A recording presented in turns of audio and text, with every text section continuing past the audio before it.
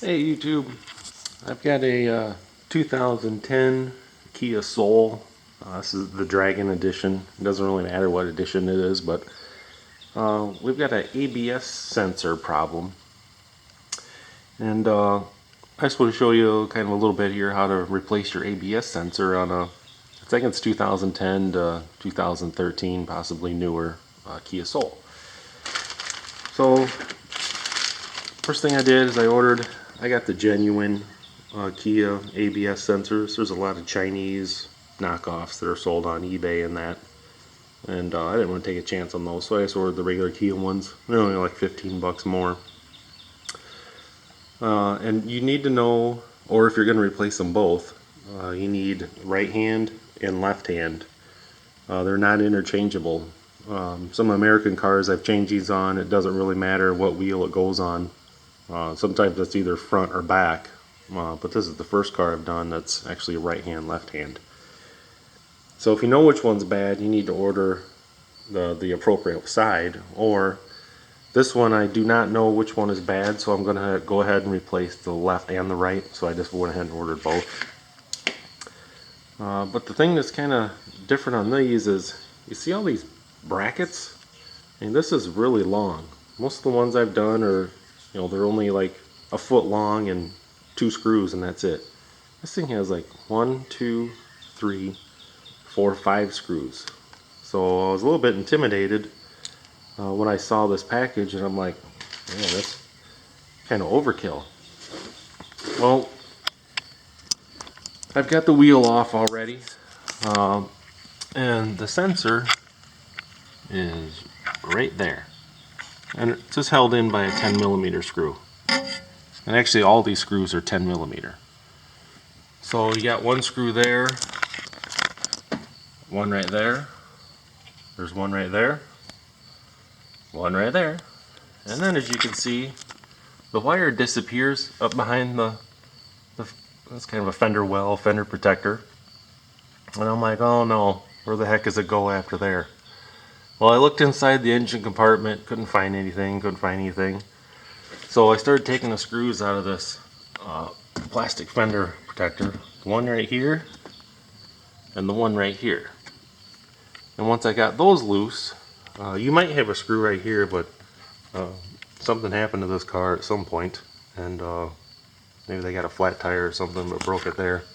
You might have a fastener there.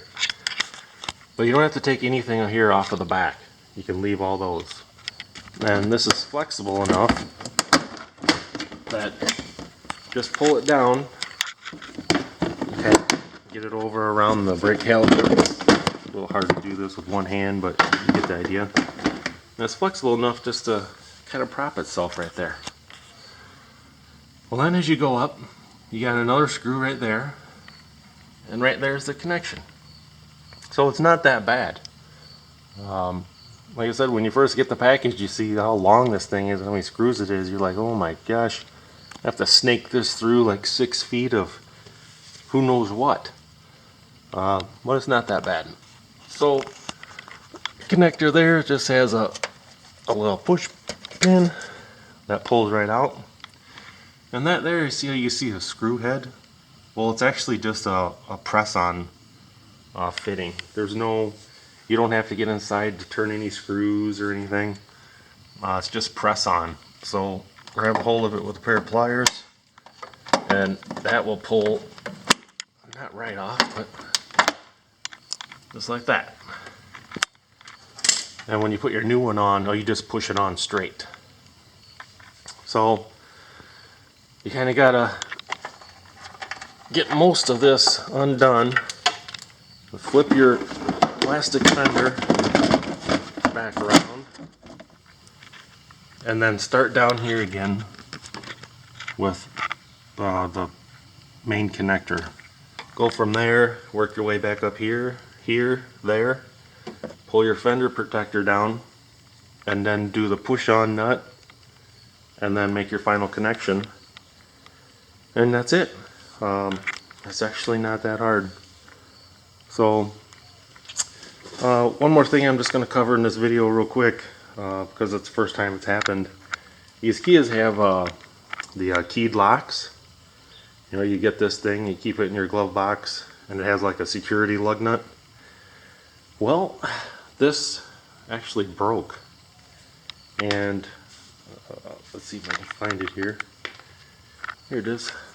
That's actually the lug nut right there. I don't know if you can see down inside there that that's the security one.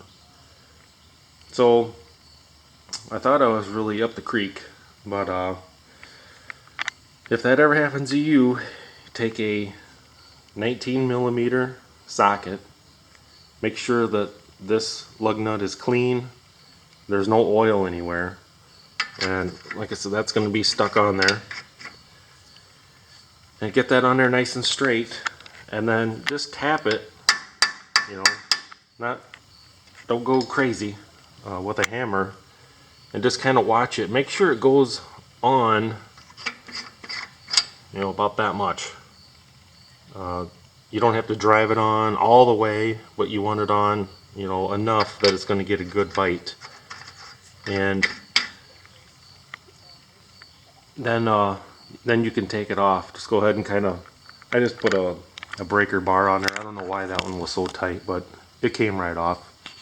Whatever happens, like I said, it's a 19mm, and then drive it on there. And what you have to do, we'll have to put this in a vise, and then I can just knock that out with a pin.